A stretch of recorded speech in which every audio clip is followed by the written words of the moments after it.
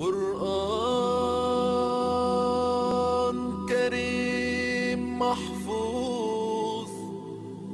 والمؤمن اللي يفوز يشفع له في البلوى.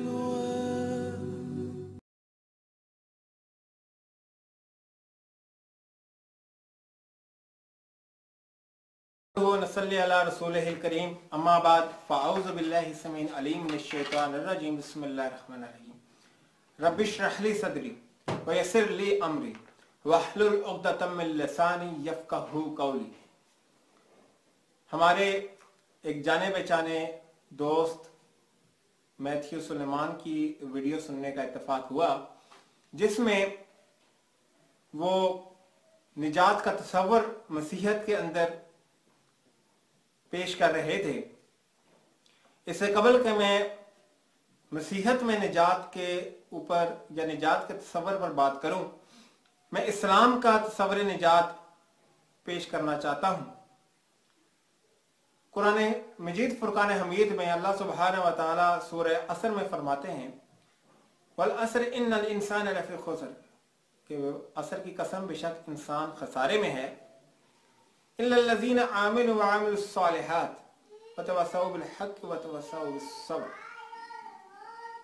لیکن وہ لوگ جو ایمان لائے، جنہوں نے عمل صالح کیا، جو حق بات کی تنقین کرتے رہے اور حق پر ڈٹے رہے. یہ تو تھا اسلام کا تصور نجات کہ اللہ سبحانہ و تعالیٰ نے ان دو مصروں میں ہی بات کو بالکل واضح انداز میں بیان کر دیا کہ اگر انسان نجات حاصل کرنا چاہتا ہے تو سب سے پہلے اللہ سبحانہ و تعالیٰ پر ایمان ہونا لازمی ہے، اس کے نبیوں پر ایمان ہونا لازمی ہے. اس کے بعد انسان کو اللہ سبحانہ و تعالیٰ کی شریعت پر عمل پیرا ہونا لازمی ہے، اور اس کے لیے چاہے کسی بھی قربانی سے اس کو پیش کرنی پڑے اس سے دریغ نہ کرے اور حق بات پر ڈٹا رہے، یہاں تک کہ اس کے سر پر تلوار ہی کیوں نہ لٹک رہی ہو پھر بھی وہ حق کو نہ چھوڑے. میتھیو سلیمان صاحب اپنی ویڈیو میں فرماتے ہیں کہ حضرت آدم علیہ السلام کی کریشن تک دنیا بہت پرفیکٹ تھی، اور حضرت آدم علیہ السلام کی تخلیق کے بعد حضرت آدم علیہ السلام سے گناہ سرزد ہو گیا، جس کے بعد اللہ سبحانہ و تعالی اور انسان کے درمیان جو رشتہ تھا، جو تعلق تھا، وہ ٹوٹ گیا اور اس میں ایک دراڑ آ گئی، جس کو ختم کرنے کے لیے اللہ سبحانہ و تعالی نے حضرت عیسیٰ علیہ السلام کو بھیجا تاکہ وہ صلیبی موت مار کر انسان کے گناہوں کا کفارہ ادا کر سکے. آئیں سنتے ہیں کہ میتھیو سلیمان کیا فرماؤں گا کہ مسیحی ایمان یا عقیدہ کے مطابق نجات کی ضرورت کیوں ہے. اگر ہم تھوڑا پیچھے جائیں تو پیدائش کی کتاب میں ہم پڑھتے ہیں کہ جب خدا نے حضرت آدم اور حوا کو ان سے اسی دوران جب پوری کائنات کو تخلیق کیا تو سب کچھ پرفیکٹ تھا، سب چیزیں اچھی تھیں. لیکن پھر جب حضرت آدم اور حوا سے گناہ ہوا تو خدا اور انسان کے رشتے میں دراڑ آ گئی تھی، اور وہ ایسی دراڑ تھی جسے انسان خود فیل نہیں تھا کر سکتا. اور اسی لیے خدا نے وعدہ کیا آدم اور حوا سے، جو پہلی پروفیسی تھی یسوع مسیح کی آمد سے متعلقہ، وہ یہ تھی کہ خدا جو ہے عورت کی نسل سے پیدا ہونے والا ایک شخص آئے گا جو خدا اسے بھیجے گا، اور وہ جو ہے وہ سانپ کے سر کو کچلے گا، وہ عورت کی ایڑی پر کاٹے گا سانپ، اور جو وہ شخص ہے وہ سانپ کے سر کو کچلے گا. میں کوشش کروں گا کہ جتنے زیادہ سادہ الفاظ کا جو ہے وہ انتخاب کر سکوں اتنا ہی اچھا ہے، کیونکہ بھائی کاشف جو ہے وہ یوز ٹو ہیں انگریزی بولنے اور سننے کے، تو اس لیے پھر تاکہ انہیں بھی جو میں بول رہا ہوں وہ سمجھ میں آئے. تو خدا نے تب پہلا وعدہ کیا تھا سالویشن سے متعلقہ، اس کی ریزن کیا تھی کہ انسان خود اس قابل نہیں ہے،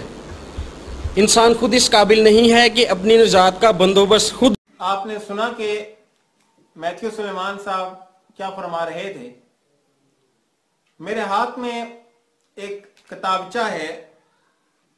جو پاکستان بائبل کورسپونڈنس اسکول کی طرف سے شائع شدہ ہے. اس کے صفحہ نمبر 22 میں پاکستان بائبل کورسپونڈنس اسکول والے یہ بات لکھتے ہیں کہ انسانی سرنوشت میں ہے کہ وہ قدم قدم پر بھول جاتا ہے اور خدا تعالیٰ کے خلاف گناہ کرتا ہے اور اپنے گناہ کے باعث خدا کے حضور سزاوار اور مجرم بن جاتا ہے. تاہم خدا تعالیٰ انسانی کمزوری سے واقف ہے اور اس کمزوری سے واقف ہوتے ہوئے اسے ہر وقت معاف کرنے کے لیے تیار رہتا ہے. آگے وہ زبور کا ریفرنس دیتے ہیں اور کہتے ہیں کہ جیسے باپ اپنے بیٹے پر ترس کھاتا ہے، بیٹوں پر ترس کھاتا ہے، ویسے ہی خداوند ان پر جو اس سے ڈرتے ہیں ترس کھاتا ہے، کیونکہ وہ ہماری سرنوشت کے سے واقف ہے. اسے یاد ہے کہ ہم خاک ہیں. خدا تعالیٰ جانتا ہے کہ ہماری اہلیت کیا ہے اور ہم کس چیز سے بنے ہیں. پھر آگے لکھتے ہیں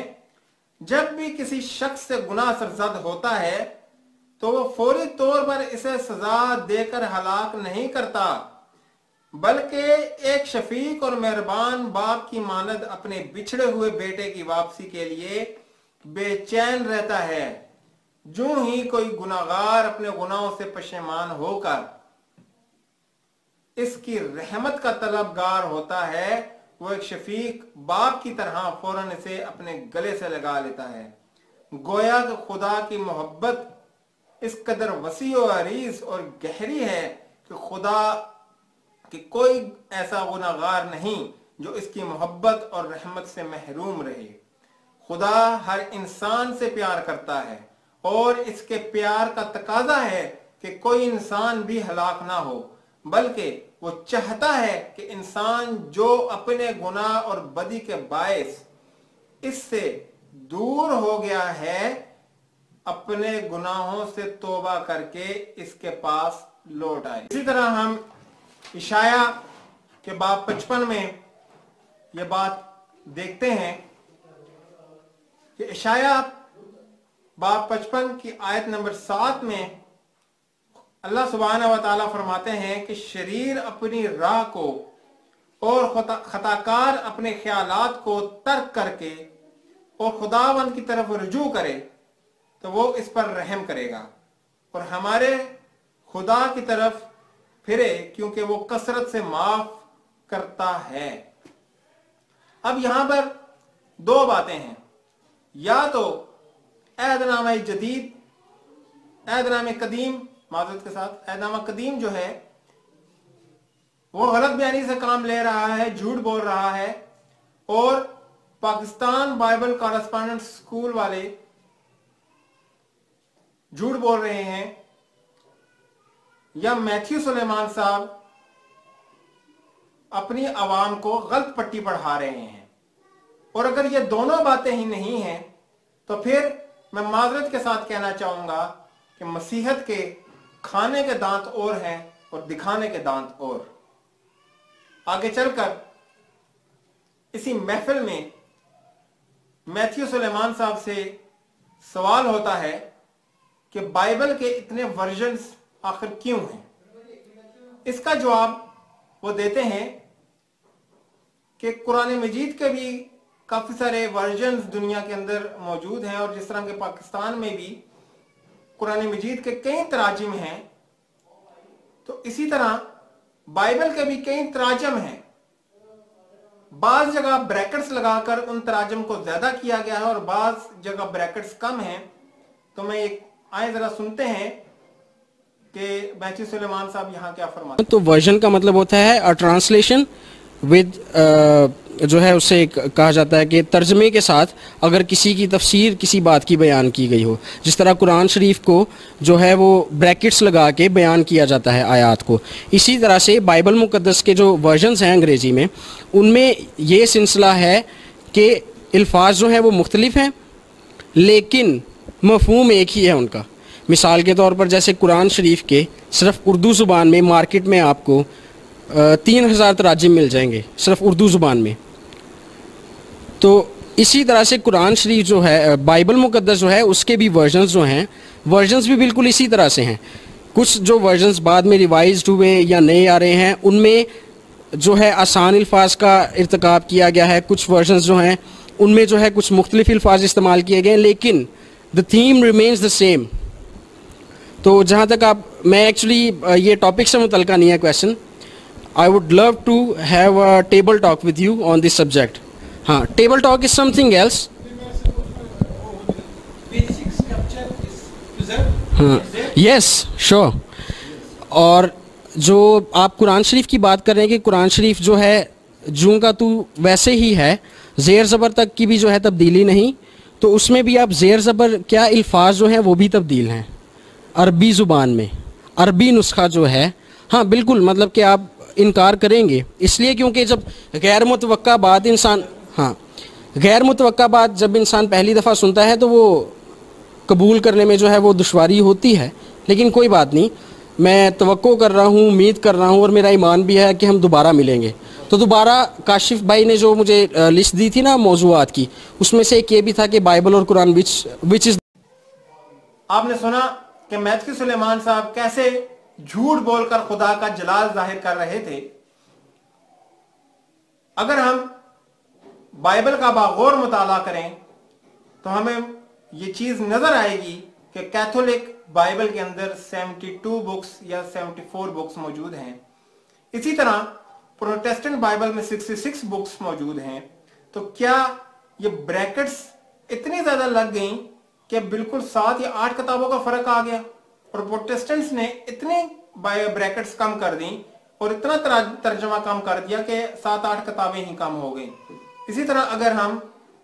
آرتھوڈاکس کرسچنز کو دیکھیں تو ہمیں یہ نظر آتا ہے کہ ان کی بائبل میں 82 بکس ہیں، جبکہ قرآن مجید فرقان حمید دنیا میں واحد کتاب ایسی ہے جو 1.2 ارب مسلمانوں کے پاس موجود ہے، جو اپنے بچوں کو پڑھاتے ہیں، جو اپنے بچوں کو یاد کرواتے ہیں، اور اس کے صرف 30 ہی چیپٹرز ہیں، 30 ہی سپارے ہیں۔ انہوں نے قراتوں کی بات کی کہ بعض جگہ پہ قرات مختلف ہیں اور بعض جگہ پہ مختلف، تو بھائی یہ تمام قرات سے مسلمان نہ صرف واقف ہیں بلکہ اپنے بچوں کو ان قراتوں میں PhD تک کرواتے ہیں۔ میں امید رکھتا ہوں کہ ہم ضد کو چھوڑ کر سچائی کو قبول کریں گے تاکہ ہمیں ہمیشہ کی زندگی حاصل ہو، وہ زندگی حاصل ہو تاکہ خدا کی بادشاہت جس کے بارے میں یسوع نے منادی کی تھی ہمارے ہاں ہم اس میں داخل ہوں۔